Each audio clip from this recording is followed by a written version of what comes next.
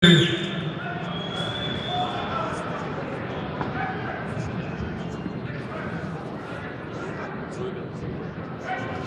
svega, želim da se izvinim svim ljudima koji su ostali ispred dvorane Čair i koji nisu mogli večeras da budu sa nama, u nadi da će videti i čuti bar nešto od onoga što nije bilo glupo i što je moglo da im znači nadu za bolju budućnost njihovu i njihove dece. Večeras stojim pred vama u Nišu, u gradu u kojem je pre 2 večeri ubijen jedan mladi čovek, brutalno i svirepo, jedan divan mladi čovek, Vuk Stojiljković. U saučešće porodici ubijenog mladića želim samo da obećam da će pravda stići one koji su taj zločin počinili nesumnjivo.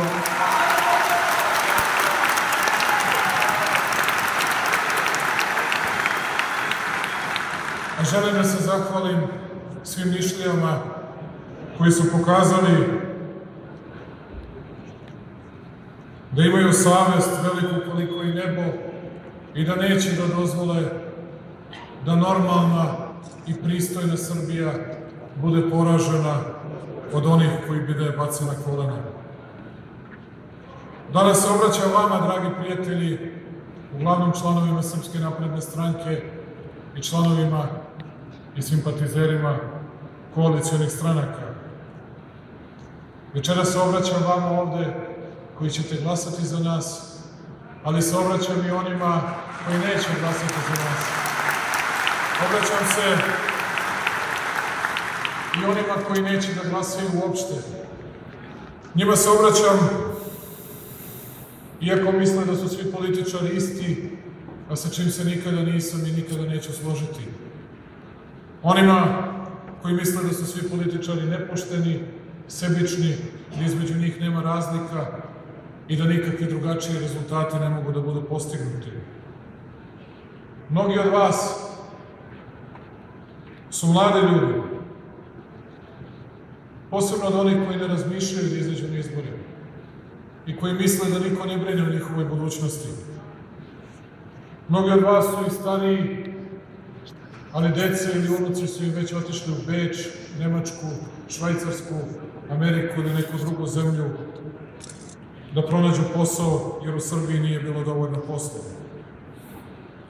I ja u očima mnogih ljudi u Srbiji danas vidim nevericu da možemo da uradimo mnogo toga boljeg i da možemo da uradimo mnogo toga više. I nije mi teško da priznam da smo kao političari napravili brojne greške u prethodnom periodu. Da smo svi krivi. Zašto nam je ekonomija na ovako niskim granama, zašto je korupcija uzela ovoliko maha i zašto je koliko na ovaj način u ovoj zemlji ukorenjeno.